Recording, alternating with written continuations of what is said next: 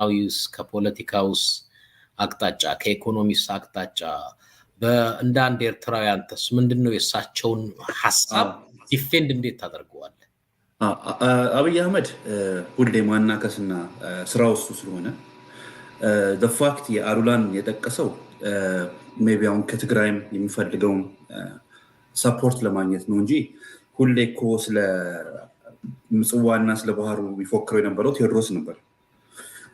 ለምን አሉላ ተፈለገ ሌላ ጥያቄ ነው።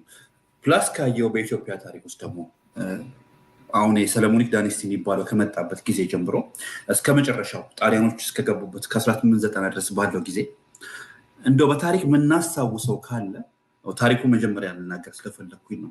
4 ጊዜ ብቻ ነው የአቢሲኒያ ሩለሮች እዛ ቦታ ላይ ገብተው ስራቸውን ሰርተው ሲመለሱ የምናያቸው። ምናልባት መጀመሪያ አምደጽዮን ታሪክ ላይ የምናውቀው አምደጽዮን ገብቶ እንዲያውም የራሱ ክሮኒክል ላይ ጻፈው ላይ ባህሩ ላይ ገባው ዝሆኔ ላይ ቁጭ ብዬ ምናምን ብሎ የተናገረውን ያጠቃላል። ከዛ በኋላ ሁለተኛ የመጣው የምናየው ማን ነው? ዘርዓ ያዕቆብ ነው። ዘርዓ ያዕቆብ እስከ የዳህላክ ሱልጣኖችን ሄዶ እስከ መቅጣት በ1468 አካባቢ ላይ ያደረገውን ነገር እናያለን። ከዛ መጨረሻ ላይ የምናየው ሶስተኛው የምናየው የነበረው ደግሞ እዛ ቦታ ሄዶ እንዲያውም ከይስሐቅ ጋር ተዋግቶ ይስሐቅንም የገደለው የነበረው ሰረጸ ድንግል ነው። በ1590 አካባቢ የነበረው ማለት ነው። አሁን እነዚህ ሶስቱን ሰዎች ካየናቸው እዛ ቦታ ላይ የነበረው ሌላ መንግስት ነበረ፣ የአዳር መንግስት ነበረ። አዳሮች ኦል ደ ዌይ ከነበሩት የነሱ ከሀቃዲን ጀምሮ እስከ ሰይዳዲን ጀማላዲን ጠቅላላ እስከ ግራኝ እስከነበረበት ጊዜ ከነሱ ጋር ባርላይን በነበረበት ጊዜ ራሱ ሱልጣኑ እዛ ቦታ ላይ እየተገፋፉ ይኖሩ ነበር። ግን ከአቢሲኒያው ከምንለው ቦታ አሁን አብይ ከሚለው ህዝብ ተነስቶ እዛ ቦታ ላይ ስልጣኑን ኤግዘርት ያደረገ የምናውቀው ታሪክ ውስጥ የሚነግረን ነገር የለም።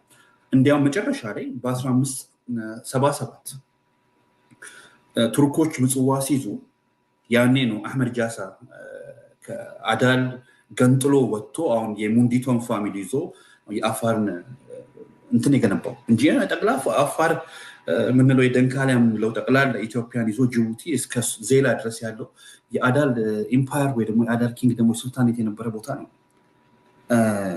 አብይ ምኑን ለመጥቀስ እንደፈለገ ኦፍኮርስ በሰባተኛ ክፍል ጭንቅላት ነገሮችን መጥቀስ ለአብይ ሊከብደው ይችላል እንጂ ምኑን መናገር እንደፈለገ አልገባም። እንዲያውም በጣም በቅርቡ እዛው አካባቢ ላይ የሚንቀሳቀሱ የነበረው አፄ ዮሐንስ አራተኛው ነው። አሁን እቺን ነገር አሉላ አባነጋ የተናገረው በየትኛው ታሪክ ነው? አሉላ አባነጋ እዛ ምጽዋ አካባቢ አንድ የምናውቀው አሉላ አባነጋ የነበረበት ጊዜ ሰዓጤ ሄዶ ሲዋጋ ጣሊያኖቹና ደጎዓሌ ላይ ሲዋጋ ነው የምናውቀው እንጂ እዛ አካባቢ ላይ ሄዶ ኤግዘርት ያደረገው ደግሞ የሰራቸውን ስራ በታሪክ የምነግረው ምንም ነገር የለም። ግን ትግሬ ስለሆነ አሉላ አባነጋ አሁን ለፈለገው ዓላማ አጠቀምበታለሁ ብሎ እሷ እንጂ እንትን ተናገረ እንጂ እንዲያውም ቴዎድሮስ በጠጣ ጊዜ ያቺ 14 ዓመት ግዛቱ ላይ ሁሌ ምጽዋን ይዛለው ነበር ፎክሮ ነበር አፄ ቴዎድሮስ። ግን እዛ ቦታ ላይ የሚንቀሳቀስ የነበረው ከቴዎድሮስ ከተቆራርፎ በወጣበት ጊዜ እዛ የአፋር አካባቢ ላይ የሚንቀሳቀሰው የነበረው ወደ ዙላ አዱሊስ አካባቢ የሚንቀሳቀስ የነበረው አፄ ዮሐንስ አራተኛ ነው።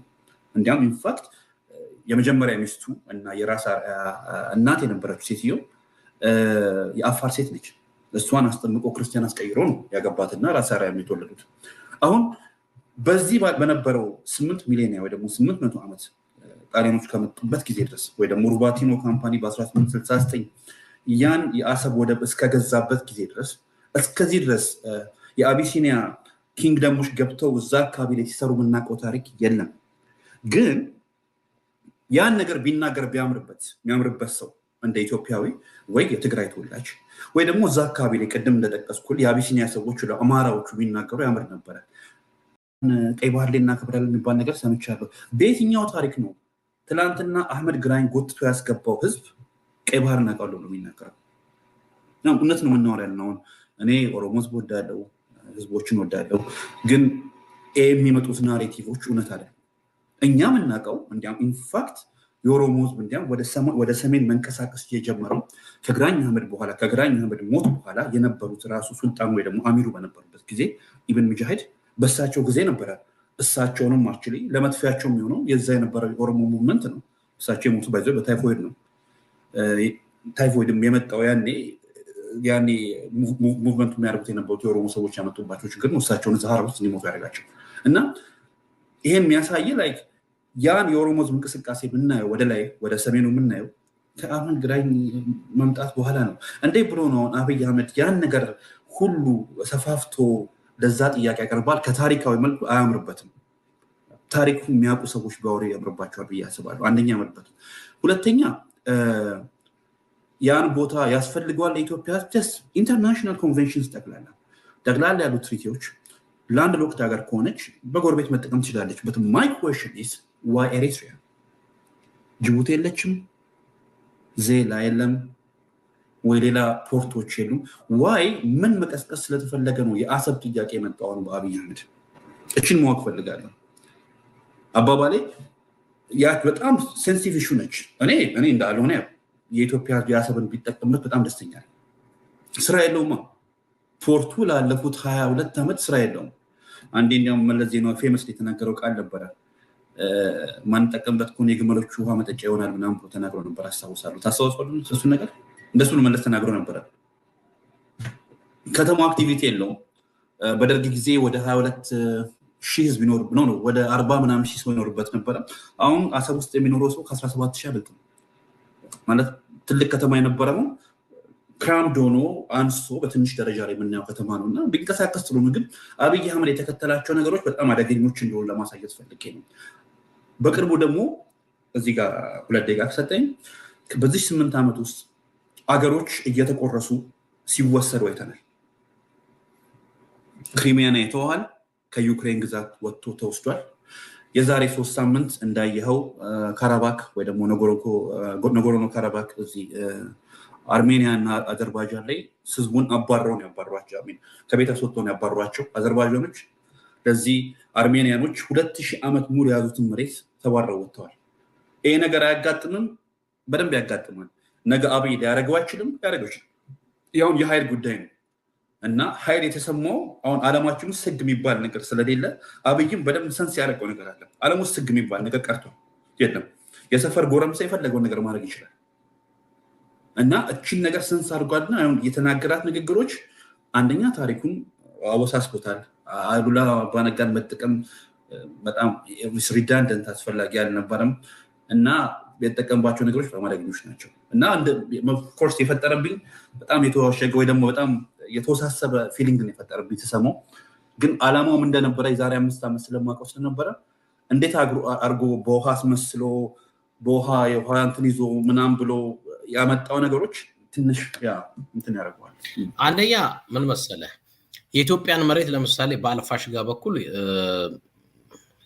ሰሜን ሱዳን ገብቶ ይዞታል። 67 ኪሎ ሜትር ገብቶ አሁን አጥረው ኦልሬዲ ማረስ ጀምረዋል።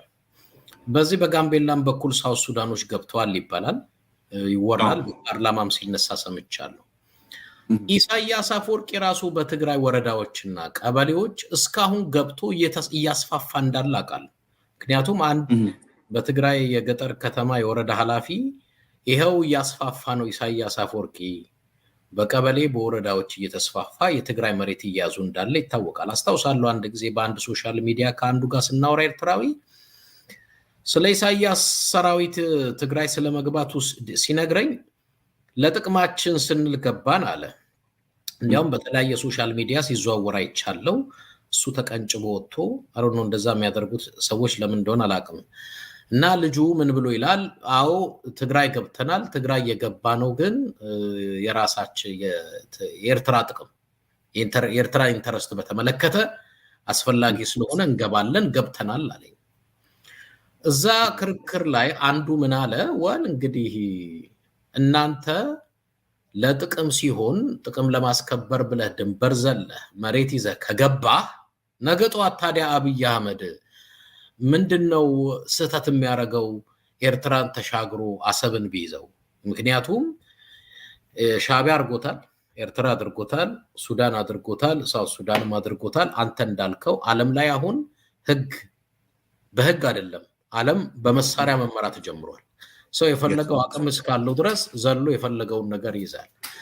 መጀመሪያ አይ ቲንክ የዘፈን ዳርዳሩ እስክስታ ነው አይነት ስለሆነ አብይ እንደው ጂኦግራፊካሊ፣ ፖለቲካዊ፣ ኢኮኖሚያዊ፣ ህዝባዊ ምናምን እያደረገ ጥያቄውን ይዞት መጣ እንጂ እርግጠኛ ነኝ የኃይል ዝግጅት እያደረገበት እንዳለ ከዚህ ከ4-5 ቀን በፊት የታየው ሾው በአዲስ አበባ ቀላል አይደለም። በመስቀል አደባባይ ላይ የዚህ የሮኬት የታንክ የምን እነዚህ እርግጠኛ ነኝ እኔ እስካቅ ድረስ መከላከያ ሰራዊት አንደኛ ዓመት ሁለተኛ ዓመት ሲያከብር አላስታውስም። በመስቀል አደባባይ 116ኛ ነው ምናምን በዓሉን አከበረ ብለው ታንክ ሲያስከረክሩ እርግጠኛ ነኝ። ከዚህ ከ2 ሳምንት በፊት ለተናገራት ያው ብሏል። እሱም በኋላ ላይ ምናልባት ንግግሩን ልንሰማው እንችላለን። ስለዚህ በኃይል ለማስፈጸም ነው። ኤኒሃው ግን ምንድነው አሁን እንደ አንድ ኤርትራዊ አብይ ተሳስቷል እንዳትል የኤርትራ መንግስት ራሱ በኃይል የያዘው መሬት አለ። ልክ እንደ ሱዳኑ እንደምን ለጥቅሜ ነው ኢንተረስቴ ነው ብሎ የተሻገረ አብይ አህመድ ብዙ ጊዜ ተጠይቋል። የኤርትራ ሰራዊት ከትግራይ ያስወጣ አልሰማም። አውቆ ነው ግን ይሄን አሁን እንደ ለአውሮፓ ህብረትና ለአንዳንድ ትልልቅ አገራት ደብዳቤ እንደጻፈ ሰምቻለሁ። የጻፈው ደብዳቤ የፕሪቶሪያው ስምምነት እንዳይከበር ኢሳያስ እንቅፋት ሆኗል እያለ ኦፍኮርስ ግልጽ ነው።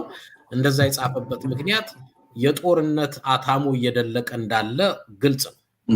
ግን ኢሳያስ ምንም አይነት ነገር ለተባበሩት መንግስታት፣ ለአውሮፓ ህብረት፣ ለየትኛውም ዓለም አብይ ወረረኝ መታኝ እንዲያረገኝ ሊል ምንም አይነት ክሬዲቢሊቲ የለውም። ምንም አይነት እንትን የለውም፣ ግራውንድ የለውም።